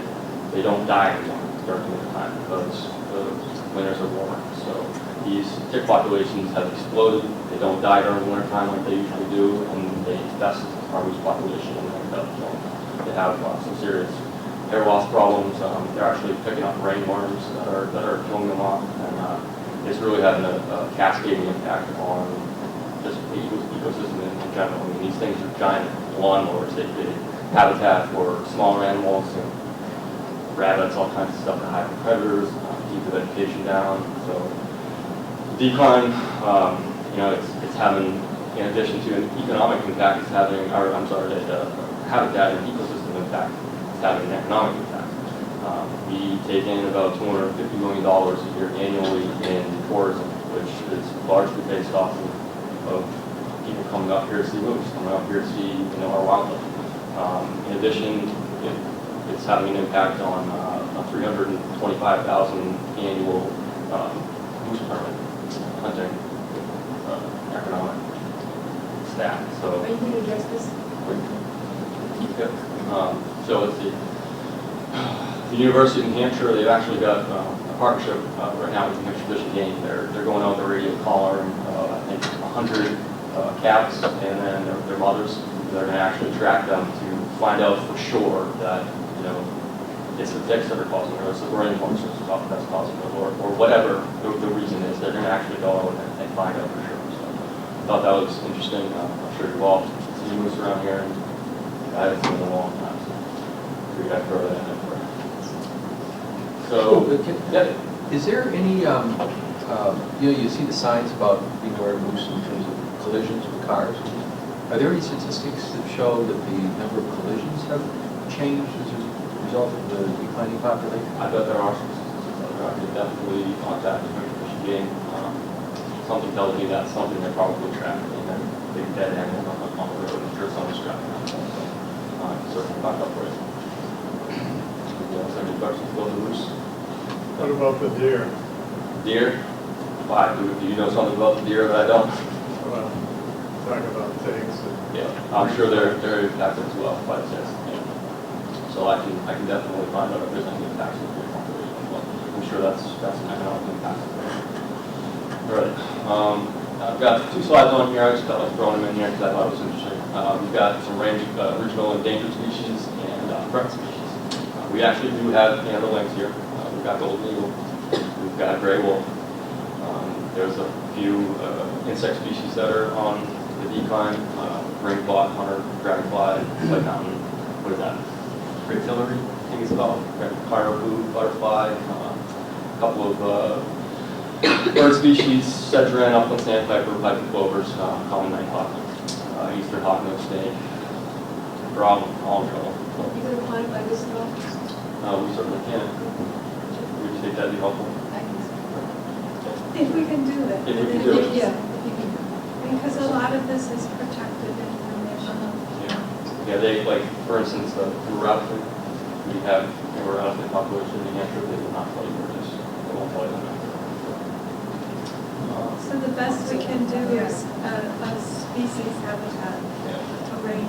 We can, I can call the New Hampshire Fish and Game and talk to some other biologists and see what information exists. Yeah, I didn't mean location, but just quantity, how much it's decreased and Yeah, it's going down. if it's something we can pull easily, Missouri as well. Yeah, it's one. All right, so we'll go on to some threat species. We've got American marten here. Our common loons are in trouble. Obviously, the bald eagle, on the decline for a number of years. Spotted turtle, black racer, American free-toed, woodpecker, common terns, and some insect species, pine pinyon, rattle shiner, just brought up in the water resource setting. I don't see any tick species up there being threatened for a. No, ticks are on the plate level. So other than that, got any questions or feedback? I'd like to hear. That's that. Nice pictures. Nice.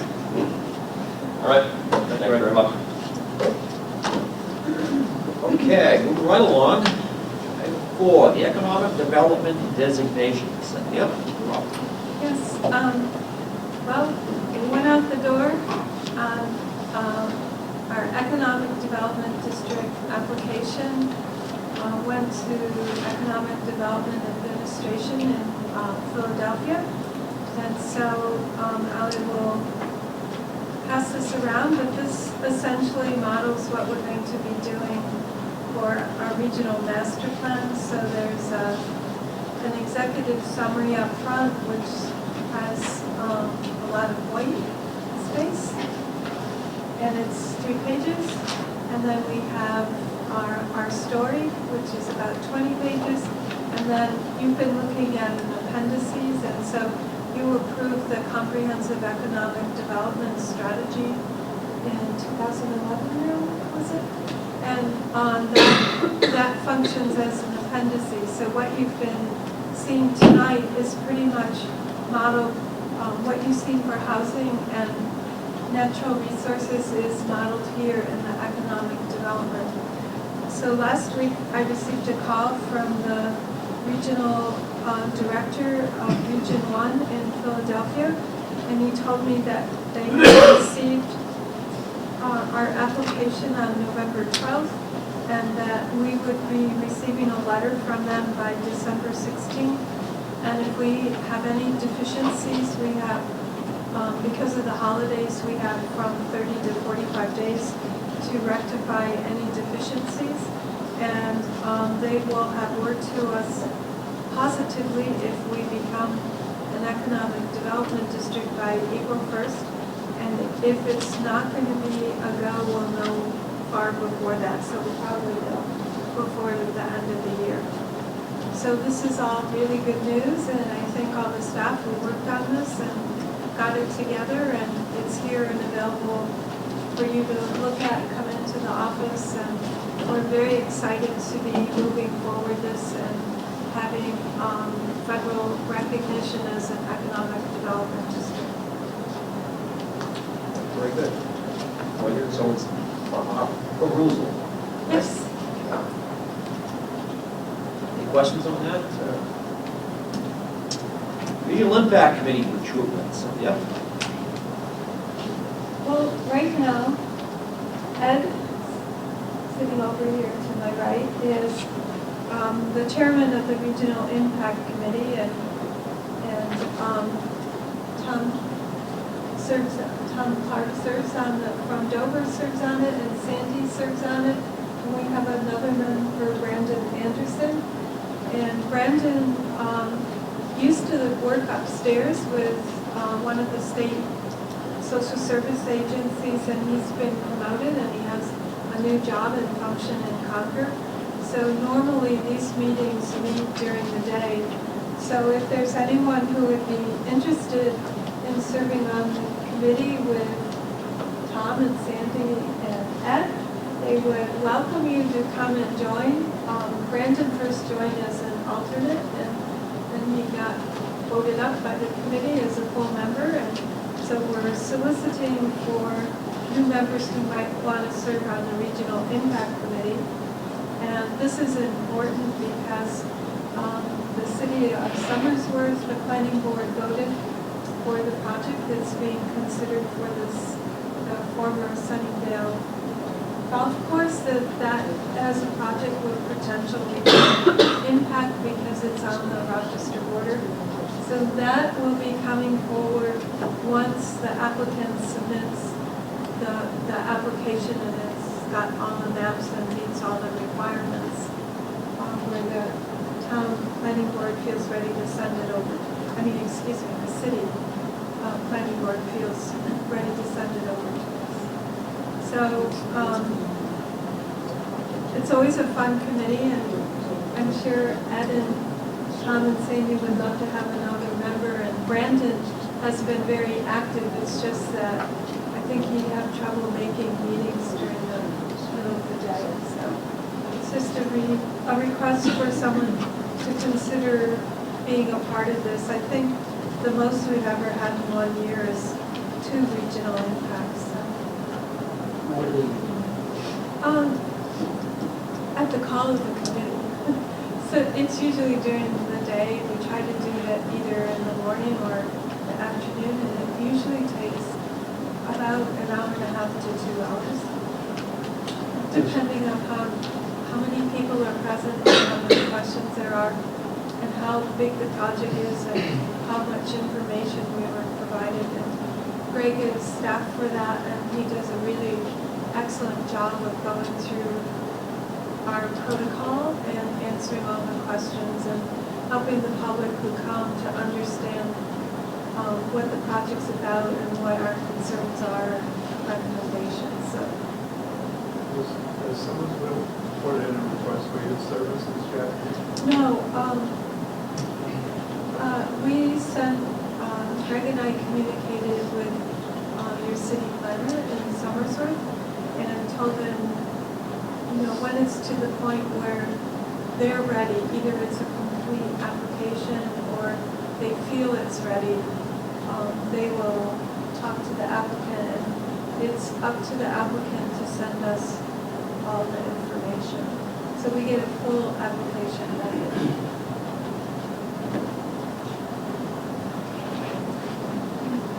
Well, I'd be interested in, just for the sake of the development that's going to take place, sending people to attend meetings. Right, but you also have to, be careful because it's within your own community.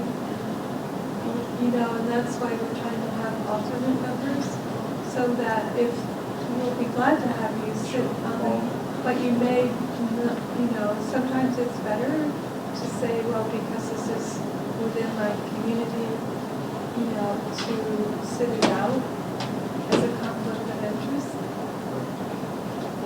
Yes. That brings a question up there. Being from Rollinsford and on the court side here, Rollinsford, so we're right there, so I do as a town official have some concern about the traffic that would be generated between downtown Dover and Sunnydale location, because that's a long road going down through Rollinsford, so if I have a conflict of interest, I would want that known, and I would follow up with and then I'd still be there after the question. On business inspection. Just curious, what conflict would you perceive to occur? I mean, if it's a town official or if it's an employee of the city? No, well, as a town official, I may have people complaining to me that selectmen concerned about traffic that may be generated in the future as a result of whatever development is proposed. Sure, but that's a valid concern. I don't, what's the conflict?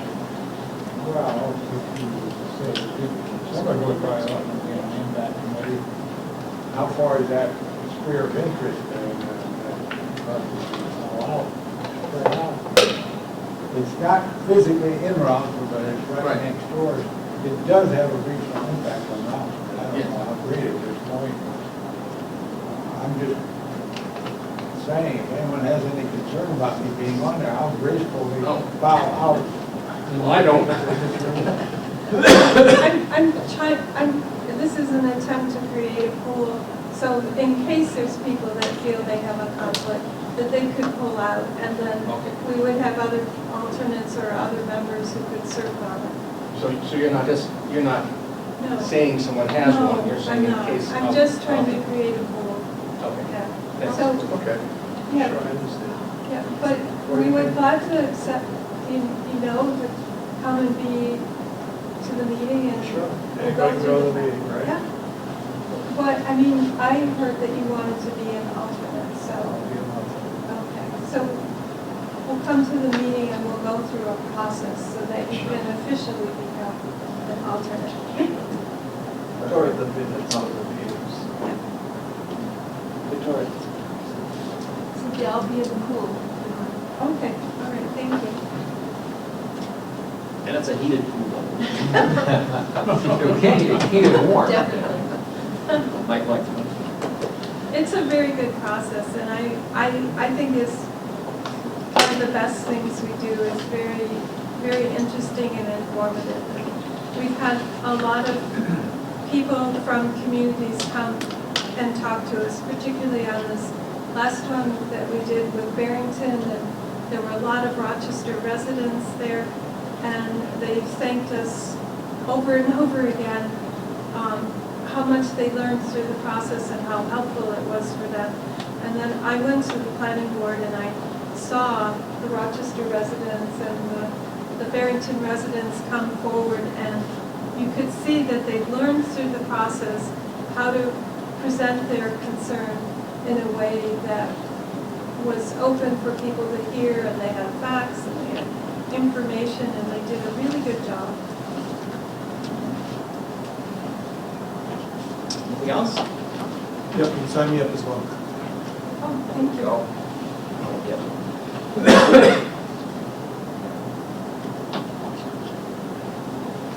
All right, nothing else, and then we'll move on to item 5, other business. Cynthia, I see your name down here. Yes, so for the regional master plan, we had a goal. I'm looking over at Shayna, so I guess I had a goal. I don't know if anyone else had a goal, but I had a goal that we should reach 1% of the population of our region, which would be between 1,400 and 1,500 people, and we're getting very close to that. So we have one more year left in our outreach. We're over 1,100. We're between 1,100 and 1,200 right now. We've done more than any other regional planning commission on our outreach in the numbers of individuals that we've contacted. And so we're starting to change the questions we're asking. So we're going back to Turkey Day on Tuesday, is it? So the food pantry here in the building has a Turkey Day.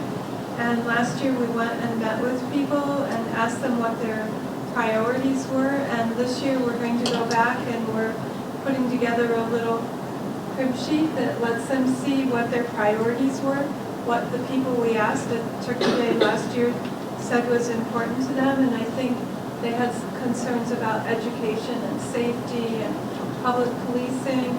And we're going to go back and ask them questions about, you know, looking at these priorities, where do they think public dollars should be spent? And starting to ask the harder questions now about what projects do we fund and where do we move forward. So we're very much looking forward to Turkey Day. It's always a great day here at the Rochester Community Center, and there's people lined up out the doors waiting. So it's a good day, a very happy day for the recipients. And additionally, on December 7th, we're going up to Brookfield for a town coffee. And we're going to work with the residents of Brookfield and pretty much do a polling. We're going to sit down and work with somebody from Brookfield so they can ask questions that they want to have asked, and we can do some of the polling that we've done across the state, and people can see where they fit in with the region and what their sentiments and thoughts are. So those are the two events we have in the near future in the next couple of weeks, and we'll be out there doing more work, probably going back to some of our special populations to ask them these questions about use of public dollars and what their priorities are. So that's all I have for outreach activities. Also, I forgot, there's copies of the survey, the UNH survey over there, and it's also up on our website, and that's the 20-page version. And if if anybody wants to see the raw data, we also have that available, and we can get that to you at your request. Thank you. Oh, go ahead, Bob. I believe you outreached to the farmers market last year. Are you planning on doing that again this year? And that's hard to get into, Okay. but I know because it starts tomorrow. No, it starts Saturday, isn't it? the Seacoast local one at Rollinsford. Yeah, that's the major one. Yeah. Did we do action, item number 2, action item? We Didn't don't have a have, quorum. Well, That's a table. could I just follow up on that? Sure. At our last meeting, we invoked a provision of our bylaws that allowed a unanimous vote to declare a quorum, so we could vote on things? Or is that only for things For that are, essential business. for essential business, not minutes? I have one other sort of outreach thing. We're going to be helping the town of Newmarket do pedestrian studies, and so as part of that, it's going to be a Saturday, a Sunday, a weekday, an inclement weather day, and they're 15-hour days. So we're going to have multiple people in the office working on that, but as part of that, we're going to be asking survey questions. So I'm hoping we can add a couple of our survey questions on when we're asking them questions about when they cross the street in Newmarket, and do they have any safety concerns, or have they ever had problems with crossing the street? So it's sort of an outreach event, and I hope to make it more of our, we can put some of our questions in the survey, seeing we're doing 15-hour days. Kind of questions like, why did Newmarket resident cross the street, something like that? Let's get to the I was other waiting for side. somebody to bring that up. I wasn't going to do it. Any other? Just one quick note, Mr. Chair, thank you. I just wanted to mention, with Dover having a recent municipal election, I'm going to bring up again the potential of getting Dover off the non-dues paying member list. Oh, well, that's not that word, but thank you. Yeah, that's all right, Joe. And I think, matter of fact, one of our commissioners is on the Yes. So I will have a little better chance of getting past this. Yeah, Ken. If I could, we're not able to approve the minutes, but there was an issue raised under the citizens forum, and about whether or not we were trespassing on private property to do some work. And I'm just wondering if these questions or issues get raised, but sometimes we don't know what the results are. So I'm just wondering if we can get any follow-up in terms of whether there was any research done. I think there was an intent to meet with this individual after the... I think Greg has responded. Greg, do you want to come up to the microphone area? So I'm in charge of the culvert inventory program for the summertime, and we had like 4 interns this summer. Krista and Sam were 2 of them, and anytime we're ever collecting any information for a culvert or a bridge, we are always in covered right away. We don't go on private property, and we won't go on private property. So that's my answer. And that, anytime I've ever been out there, if I have to collect information, I am in the stream. I'm not, and I'm pretty sure there's a right of way in that it's the public's water, is it not? Right? So. Some folks, the property goes to the center line. Yeah. I can think of one situation in Somersworth where it crosses a street and then it right turns in someone's front yard. And when we collected that data, we took a picture of it from the street, and that's it. So every year when we start the collection season, I would make sure that the interns that are out collecting our data know that they can't go on private property. And that they need to stay at least in the street to collect that data. Okay. In this particular case, I think at the meeting you extended an invitation to the individual who was concerned with me. Did he take us up on that opportunity to meet? I have not heard. Wait, no, we sent something to him. I don't think we've heard back. We invited him to the office, and I spoke to him after the meeting, and he hasn't been in our office. I mean, sometimes it's just unfortunate because you get a situation where there may be a misunderstanding. Obviously, it was of enough interest and concern to him to actually take the time and energy to come to our meeting. But then that's the last that's heard of it. People don't necessarily hear that the issues have been resolved and there wasn't an issue. My response was sent to the planning office in Rochester so that they could handle the question that came from them. So that did do one that. So we issued an invitation, and then we did research, and we sent the information to the city of Rochester where it had originated. Thank you. Thanks. Thank you. The other concerns, Joe? Great presentations tonight, staff, excellent job. Yes, thank you. The kids. Not the kids. Third shot. Hey, I'm in my third. You missed, he said, very sharp. Very sharp. If there's nothing else, I'd like to make, well, first of all, I'd also like to wish everybody a great Thanksgiving. We already got a start here this evening with pumpkin pie.